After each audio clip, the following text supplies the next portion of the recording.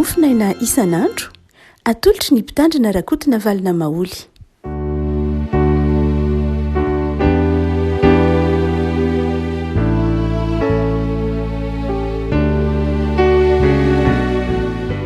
Ampefaliana rehefa no hiavanantsika tratrity alakamisy fahatelo ambin'ny folo ny volana novambra ity. Ny mofinaina izay voalahatra ao antsika dia ny boky ny mpanjaka faharoa toko faha roa amby roapolo, mpanjaka faharoa toko roa amby roapolo, ny andininy voalohany ka hatramin'ny andininy fahafito. Mpanjaka faharoa toko faha roa amby roapolo, andininy voalohany ka hatramin'ny fahafito, vakiantsika amin'ny ran'i Jesoa. 20 taona Josifo no vao nanjaka ary iraika amby telopolo taona no nanjakany tany Jerosalema. Ary ny anaran-dreniny dia Jedida zanaka vavin'ny Adaia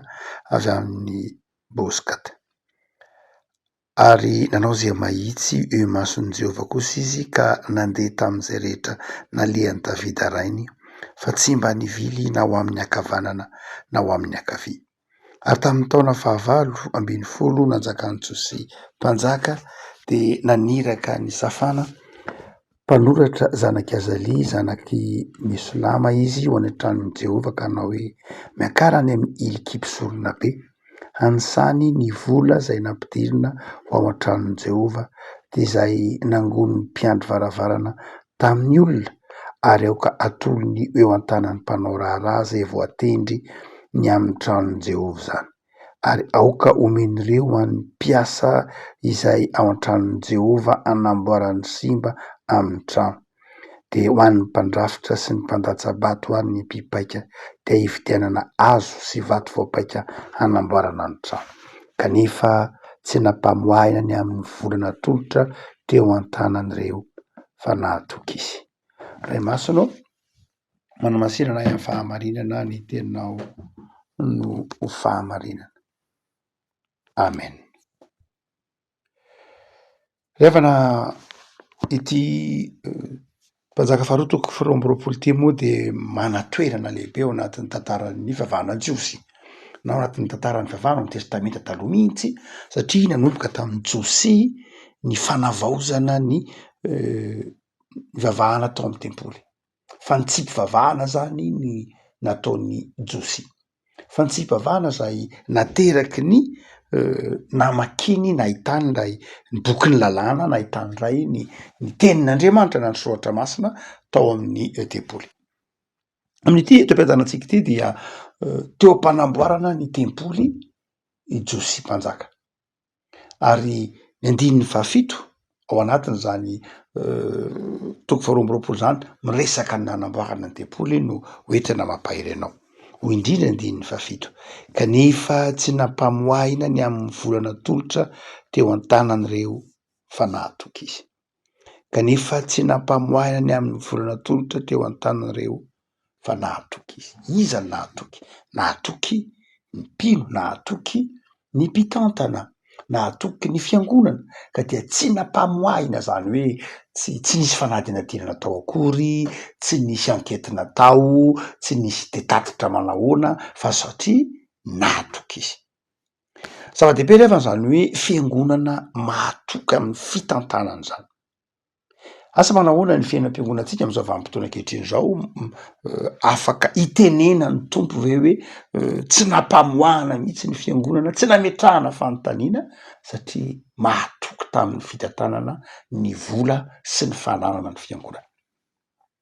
Raha somary manao tompo maso kely isika any amin'ny taona ataontsika hoe raika ambin'ny-polo na roa ambin'ny-polo sy sivanjato sy arivo. Any no resantsika satria alohan'izay dia mbola vanim-potoana vao namaky ny LMS teto amin'ny teto Madagasikara, taona valo ambin'ny folo sy sivanjato sy arivo izy tonga teto tany Toamasina, fa mbola tsy azo lazaina ho nisy endrika manokana ny fiangonana. Tonga teo Antananarivo izy roapolo sy sivanjato sy arivo hatramin'ny dimy amby telopolo sy sivanjato sy arivo, mbola saikain'ny misionera sy kristianina malagasy vitsivitsy no tao anatiny. Avy eo nipoaka amin'ny fanenjena ny taona dimy amby telopolo sy sivanjato sy arivo ary nitsahatra ny taona raika amby enimpolo sy sivanjato sy arivo. Naritra vanim-potoana ny fanenjena zany dia tany am-Pierena moa no nanaovana ny fotoam-pivavahana ka dia tena mbola tsy nirafitra arak'izay mety tokony ho izy ny fiangonana. fa aty amy taona 2016 rehefa niverina tena Madagasikara ny LMS tao aorianany fanenjehana amy vaivay nandritry ny taona maro tamin'ny andron'ny Ranavalona reniny dia 2016 rehefa niverina ny missionnaire dia William Ellis no naveriny no ndrain'ny LMS mba hamerina amy laoniny na ny marimarina kokoa hanorina indray ny fiangonana tao aorianany fanenjehana amy vaivay. Dia tao anatiny rehefa niveriny William Ellis dia namolavola ny rafitry ny fiangonana izy, rafitra congrégationaliste mazava ho azy satria anglisy no mpitory ny filazantsara anglisy ny LMS ny rafitra nahazatra azy de ny rafitra congrégationaliste ary dia natria rafitra congrégationaliste de rafitra hoe ny fahefan'ny mpandray na ny fiangonana manontolo no miara manapa-kevitra, fiangonana manontolo no miara mitondra amin'ny fiangonana, tsy misy ambaratonga an-drafitra ohatran'ny izay hitantsika ankehitriny fa dia ny fiangonana manontolo de tompona andraikitra, ny mpino tsirairay mpanday fanasany tompo de tompona andraikitra amin'ny fanapa-kevitra ny fitondrana venan'ny fiangonana ary ny fiangonana tsirairay dia tsy de misy hoe fifampiankinana loatra fa ny fiangonana tsirairay dia mahaleo tena, fiangonana tsirairay de mahaleo tena amin'izay heveriny ho mety amin'ny hitondrany ny rarahan'ny fiangonana, tsy hoe fiangonana anankiray miankina, tsy misy zany le mbola ataontsika hoe zavatra iombonana manokana fa dia ny tsirairay avy de misy ihany ny fiangonana fa fiaraha-mivavaka fa ny fitatahana fiangonana de ny fiangonana tsirairay dia mahaleo tena amin'izay heveriny ho mety amin'ny hitondrana ny fiangonana hitondrana ny raharaha ao anatiny. Zay no rafitra congrégationaliste. Raha misy fiangonana anankiray zany atao hoe eto Analakely ohatra dia izy mahaleo tena tsy baikion'ny fiangonana manodidina azy izy akory fa dia zay heveriny ho mety ao no hitondrany ny raharaha, tsy misy hoe fahefana avy any ambony na fahefana avy any ambany fa dia fahefana azy manokana ny mitantana ny fiangonana. Aty amy io fandaminana io dia tsy fandaminana tonga ho azy tsy akory fa ny taona 2016 marimarina kokoa ny janoary 3 no nanapahana hevitra nanapahany missionnaire hevitra mitondra ny lalàna moa zany mitondra ny fandamina ny Elisy manao hoe milalamy ny anareo fiangonana eto Madagasikara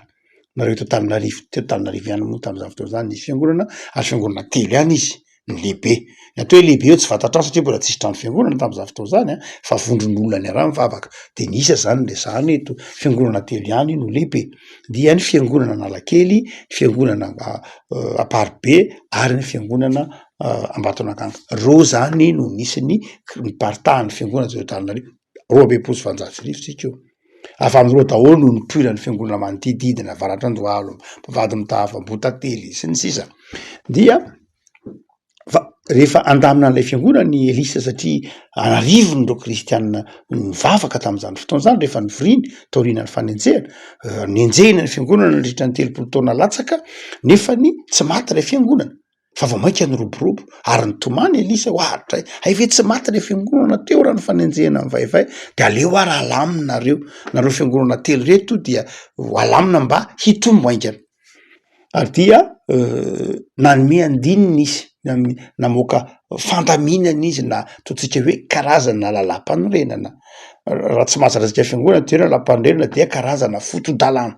dia name lalàna fototra zany izy nolaniny ny fiangonana ny janoary 2016 no nolanina io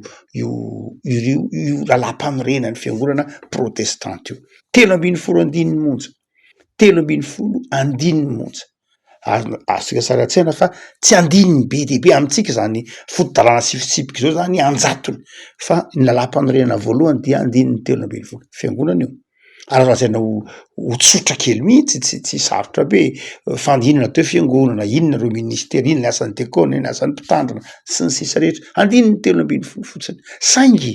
andininy 310 nahafahan'ny fiangonana ny aina sy ny tompo nandritra ny ampolo taona ny maro ary tsy nanovana io raha tsy efa taona vitsivitsy aty aoriana fa am'izao rehetratsika zao moa be dehibe le antsipriany arakaraka mahabetsaka an'ilay lalàna sy mahatsipriany azy nitova mainka mampanano sarotra indraindray sofa indraindray ny fandaminana ny fiangonana fa tam'izany fotoana zany dia vitsy ny andininy azo hitarafana hoe mifampatoky kokoa tam'izany fotoana zany ve ny olona ary rehefa miresaka hoe vola izy satria amin'ny andininy anankiray ihany ao amin'ny 310 io no miresaka vola tsy andininy be dehibe fa andininy anankiray ihany zay milaza hoe aiza ny loharano inona ny loharanimbola ampandehanana ny raharaha-piangonana zay fotsiny ihany tsy misy atsipiriny de manahoana loatra fa ny atsika moa zany zao anatin'ny foto-dalàna sy fitsipika anatiny sy fandaminana anatiny tsika dia mibatoerana be deaibe tokoa mihitsy a momba ny fananana sy momba ny ndininy maro samihafa momba ny vola ka mampametram-panontany antsika manao hoe tena mbola mahatoky ve isika tena mahatoky ve ny fiangonana amin'ny fitantanana ny fananana sy ny volan'ny fiangonana tsy petsarakarak'izany ny firesahana momba ny vola fa dia andininy tsotra sy fehizateny etsotra tsy arak'izay mety ataotsika hoe mahazatra atsika ny vanim-potoana ankehitriny raha teo a tam'izany fotoana zany a ny LMS zay nanoana zay mpanorona ny fiangonana protestanta eto Madagasikara dia izy no tany am-piandohana no tena nanome ny vola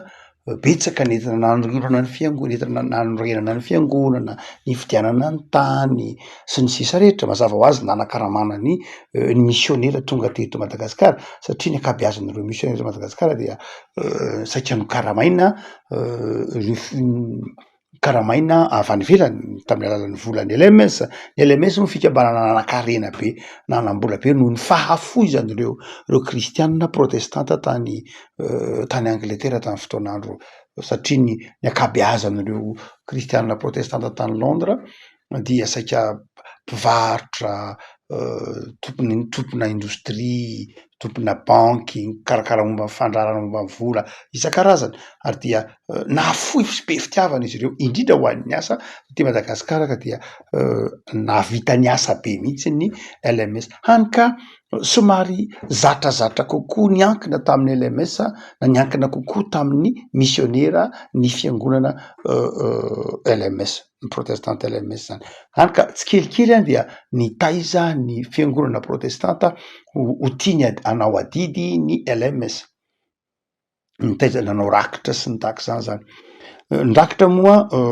natanjaka be tamin'ny andron'ny LMS ny LMS de tena nivohy bebe kokoa ny atao hoe rakitra ny LMS dia nanome toerana mihitsy ny atao hoe fanatitra tamin'ny alalan'ny rakitra no ny tena nampandehana ny LMS loharanom-bola ny LMS zany teto Madagasikara resahantsika io fa rehefa tonga kosa ny misionera protestanta frantsay aty amin'ny taona 7 dia nandray ny apahany betsaka tamin'ny asan'ny LMS izy nandray ny apahany betsaka nomena azy mihitsy moa ny distrika 5 zay tamin'ny andro ny distrika ataovy hoe mitovitovy amin'ny hoe synodam-paritany am'izao andrenatsika zao fa distrika nylazana azy ny distrika 5 zay nandalo fahasarotana tamin'ny fiandohan'ny fanjanahantany no nomena notantahan'ny MPF distrika 5 zay fahasarotana nateraky ny erisetra ny jezoita tam'izany fotoana zany sy ny erisetra ny mena lamba dia nandalo fahasarotana reo distrika reo natovy hoe synodam-paritany 5 reo dia nomena ny MPF ary saika ireo zay ataotsika hoe somary sarosarotra nomena ny MPF faritra tsy nanana Antananarivo manodidina iny manomboka eto Avaratrandohalo mipaka hatrany ambavady mitafy mipaka hatrany amin'ny Moramanga hatrany fa tsy nanana Antananarivo iny dia saika nomena ny MPF ary ny andrefana Antananarivo zany iny ataotsika hoe Miarinarivo sy ny mandeha meka andrefana any manodidina Miarinarivo dia nisy fiangonana maromaro zay distrika maromaro zay sarotrarotra vokatry ny erisetra ny katolika na ny jezoita fa izao satria sarotra be ny asany lalovan'ny MPF tam'izany fotoana zany dia ny MPF no namorona no azo lazaina ho namorona ny endrika adidy zay fanotsika isam-bolana io nisy ny MPF no namorona lay antsoina hoe vary ray ventin'ny fahaleovan-tena zany hoe vary ray venty monja kely de kely zany vary ray venty zany vary ray ventin'ny fahaleovan-tena zay natao anarana tsika manao azy ankehitriny adidin'ny mpandray fa vary ray ventin'ny fahaleovan-tena no atao anarana fahaleovan-tena ninona fahaleovan-tena ny hoe mba tsy hankinana amin'ny misionera mba tsy hankinana ny misionera de manomeza ianao vary ray venty monja zany vary ray venty zany dia anahana nylazana azy hoe vary ray venty fa raha ohatra ka jerena teo amin'ny vola malagasy dia vakim-bola iny le ariary be iny zany iny lay ataotsika hoe tsangan'olona iny dia mamaky vakina amy famaky iny dia maka apahany amin'iny anao de mitovy lanja amy fotsim-bary anankiray satria tsy inona ny vola tsy vaky a de iny le tsangan'olona iny lay ariary be iny zany tam'izany fotoana zany de iny ny tetitetehina amy famaky fa iny manome vakim-bola dia raha ohatra ka de volafotsy za mazava ho azy dia raha ohatra ka maka vakina vola ariary ianao zany a mitovy amin'ny lanja na fotsim-bary anankiray zay no antsoina hoe vary ray venty zany hoe lay ariary be iny zany lay 5 francs rehefa lanjainao a de mitovy lanja amin'ny fotsim-bary 20 sy 700 eo iny lay manome sikajy valo zany ariary de manome sikajy valo ary manome fotsim-bary 20 sy 700 manisa fotsim-bary 20 sy 700 ianao de mitovy lanja am'izay lay tsangan'olona iny na mitovy amin'ny vonam-bery vatsy 2 zay mahatonga azy hoe 2 eran'ambatry zay ny ariary na 20 sy 700 vary ray venty zay ny ariary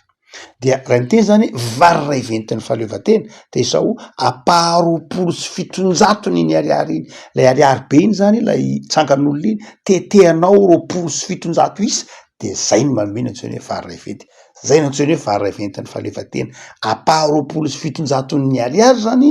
no adidin'ny mpandray tam'izany fotoana zany no anarany no antsoina hoe adidin'ny mpandray 720 sy fiandohanany 720 ilazana fa nitaizan'ny fiangonana anao adidin'ny mpandray ny kristiana fa izao nandritra ny taona maro a de natao hoe birao-piangonana tsika moa misy antsoina hoe birao-piangonana de olona enina na 7 na 10 arakaraka ny halehiben'ilay fitandremana fa tam'izany fotoana zany a de ny mpitahiry vola de olona anankiray ihany ny birao-piangonana de 2 na 3 birao-piangonana de tsisy afa-tsy ny mpitandrina mo iny eo fa misaika olon-dehibe tao de ny mpitahiry vola sy ny sekretera mpitahiry vola sy ny sekretera ny fiangonana ary de io olona anankiray io ihany io mpitahiry vola ihany no mitahiry ny vola de mameno vola arak'izay mety ilain'ny fiangonana na atoky tam'izany fotoana zany ny mpitahiry vola aty aoriana amin'ny androntsika ankehitriny io zany hoe efa tsika efa aty amin'ny andron'ny fahaleovantena efa aty ambadiky ny fahaleovantena tsika vao nanomboka ny hoe tsy mazava ntsony fa ahoana moa no mpitahiry vola fa ampio olona anankiray antsoina hoe mpitantsoratry ny vola zany hoe nahaterahan'ny mpitantsoratry ny vola tam'izany fotoana zany atao hoe 10 taona lasa no any dia ny hoe aleo hosoratana fa tsy mahatoko ntsony ny mpitahiry vola satria tam'izany fotoana zany moa misy ny hoe mampanjana vola to ampanjanahan'le mpitahiry volavola ny volako to fa zao aoka soratana mihitsy de lasa mipotra ny andraikitry ny mpitantsoratry ny vola tao anatin'ny fiangonana fa tany ambolohany de zao ity teniny eo am-bokon'ny mpanjaka ity hoe nahatoky ka tsy mba nampamoahana zany hoe nahaterahan'ny andraikitry ny mpitantsoratry ny vola tsy hoe hanamahivanana ny asan'ny mpitahiry vola fa zao nanomboka tsy nahatoky ntsony na ny marimarina kokoa nanomboka tsy ny fampatoky ntsony ny fiangonana de nipotra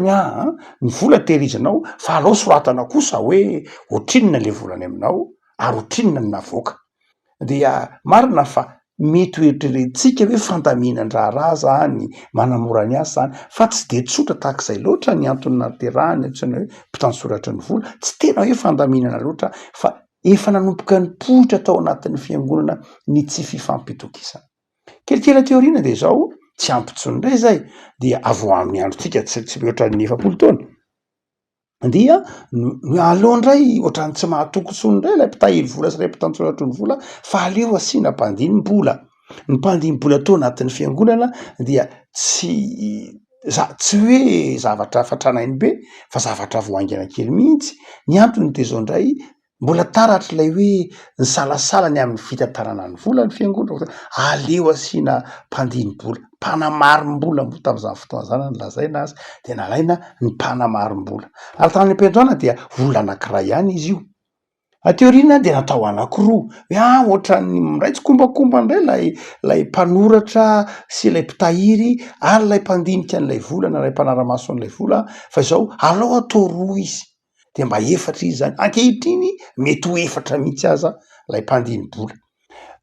Marina fa betsaka ny andraikitra saingy ny tarafina am'zany zavatra rehetra zany raha mijery ny lalam-piangolana isika, raha mijery ny fantamina ao anatintsika de zao toatra ny memafy ny raharaham-bola ao anatin'ny andavanandro ny fiangonana.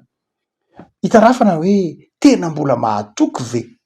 ny fiangonana araka itony andinitsy ohatra masina itony amin'ny fitantanana, mahatoky ve ny fiangonana amin'ny lafiny ara-bola? Fa ny tokony ho toetra ny fiangonana raha tena mahatoky ny fiangonana de zao tsy mila mpamoahana akory nge izy,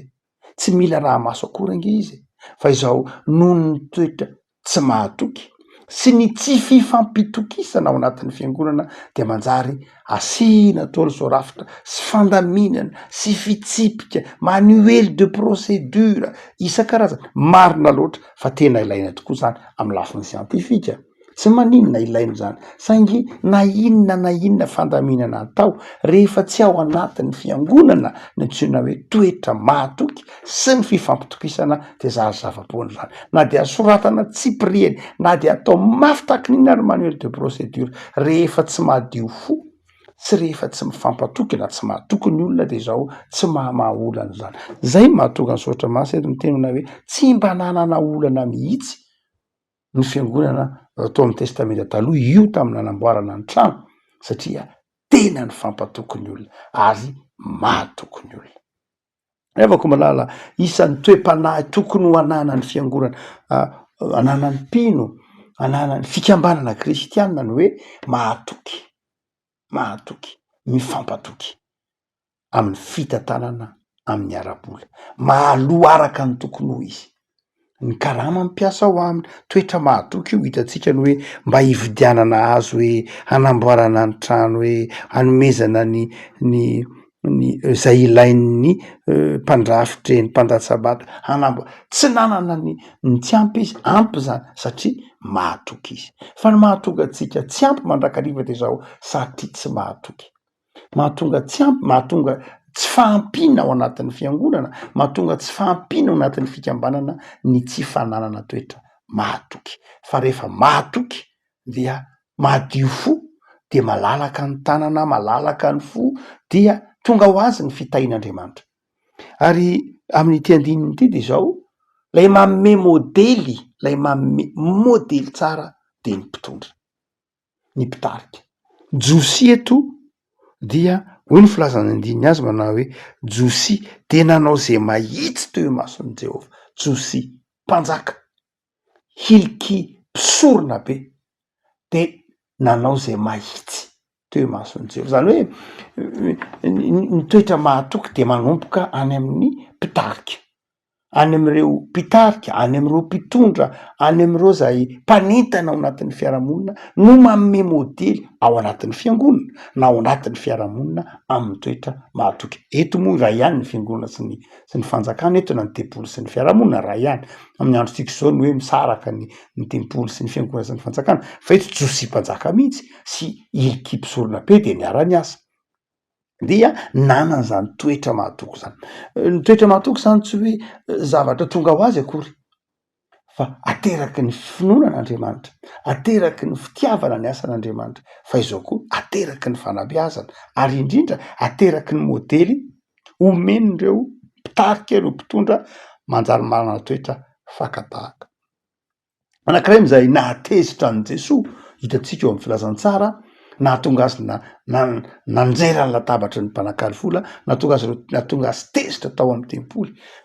ka ny teny manao hoe ianareo de manao ny trano ndraiky ho trano ho firen'ny Jiona, trano fivavahana angidy. Inona ny nahatezitra azy? Tena lafy ny ara-bola mihitsy, tena lafy ny ara-pitantanana, fivilian-dalana tao amin'ny tempoly tao Jerosalema. Lasa tsy nahatoky tsony ny olona, tsy ny fampatoky tsony ny olona, de tezitra Jesoa. Avako raha misy modely ilay tahaka amin'ny fitantanana, raha misy modely ilay tahaka amin'ny fifampitokisana, de tokony ny fiangonan'Andriamanitra sy ny mpino kristiana. Raha tsy zany de tokony mibebaka isika. Ary anankiray m'izay mahatonga fahantrana, anankiray m'izay mahatonga fahantrana eo anivon'ny fiarahamonina sy tsy fahampiana mihitsy ary eo anivon'ny fiangonana dia ny tsy fahamarinana sy ny kolikoly. Fantatsika tsara raha mamaky ny boky ny Amosa-paminany sika, ny boky ny Hosea-paminany eny amin'ny taonjato fahavalo eo amin'ny tantaran'ny zanak'Israely dia anankiray am'izay niteraka fantrana tao amin'ny fiarahamonina. Tsy hoe kamo miasa ny olona, zay eo ihany. Tsy hoe kamo miasa ny olona, tsy hoe tsisy orinasa tsy zay, tsy hoe tsisy asa tsy zay, tsy hoe tsy fisiana asa nampisy ny fahantrana be tao amin'ny tamin'ny taonjato fahavalo tamin'ny andron'ny Amosa-paminany. Tsy hoe tsisy asa ny olona, tsy hoe kamo ny olona, tsy de tena hoe tsy nahavokatra loatra fa ny fototra de zao ny kolikoly sy ny tsy fahamarinana. Ary io tena nahampisy ny fahantrana tamin'ny andron'ny Amosa-paminany, eny hatramin'ny andron'ny Hosea ary mbola lasahan'ny Isaia-paminany koa aty amin'ny fanjakana atsimo. Zany hoe ny tena miteraka fahantrana sy fahavoazana eo amin'ny fiarahamonina ny tsy fahamarinana. Ary dia i tsy fahamarinana nefa ny maniry sy mitombo. De zay mahatonga ny itony andiny tsotra masony tony manaitra ny fon'ny mpino hoe tandremo tsara fa zava-dehibe ny fahamarinana. Ary isany androtsitra hoe mampandeha koa ny fihavanana, mampandeha ny toe-karena, mampandeha ny fifanakalozana, ny fifampitokisana. Tsy misy fikambanana mandroso rehefa tsy mifampatoky ny olona ao aminy. Mampihemitra sy mandany fotoana, maka fotoana be dehibe ao anatin'ny fikambanana ny raharaham-bola sy ny raharaha maro samihafa rehefa tsisy ny fifampitokisana. Fa rehefa mipetraka ny fifampitokisana de maivamaivana ny asa. Tsy mandany fotoana na de ny hoe mandany fotoana ange na de ny hoe hijery ny tatitra zao fa rehefa maivana ny asa, rehefa mipetraka tsara ny fifampitokisana, mandroso ny asa, faingana ny asa. De zay mahatonga ny soatra masiny to manaitra mihitsy ny mpino sy ny fiangonana manao hoe zava-dehibe ny fifampitokisana. De afaka engany mba hatoky amin'ny fitantanana ny fiangonana, engany mba fiangonana mahatoky ary fiangonana mifampatoky ny mpino. Vavaksika tonga ao tsoronay zao ny amin'ny soratra masina zay mampianatra anay am'izao faraparan'ny taonay zao hanao zava-dehibe ny toetra mahatoky amin'ny fiainan'ny fiangonanao, hanao zava-dehibe ny fifampitokisana amin'ny fitantanana sy amin'ny fandaminana ny raharaha ao anatin'ny fiangonanao sy ao anatin'ny tokantranonay, amin'ny firenenay. Koa dia mivavaka izay tompo, ataovy mahatoky zay, ataovy mahatoky sy mifampatoky amin'ny asa sy ny fikambanana zay misy anay. Ary dia mamelahany am'izay mety ho fitavozavozanay, mamelahany am'izay mety ho tsy fahaizanay mitantana, zay vola na fananana, tsy fahaizanay mikojakoja zay omenao anay satria toetra mahatoky ny fahaizana mikoja, ny fahaizana mitandrina ny fanananao zay omenao anay ho tantaninay. Da io ny tontolo andronay amin'ny alakamisy ity Jesoa, ho tontolo andro iainanay ny toetra mahatoky, ho tontolo andro iainanay ny fifaliana eo ambany fahasoavanao. De rakofy amin'ny indra fonao ny fikasana tsara ty anatinay. Saotra Jesoa. Amen.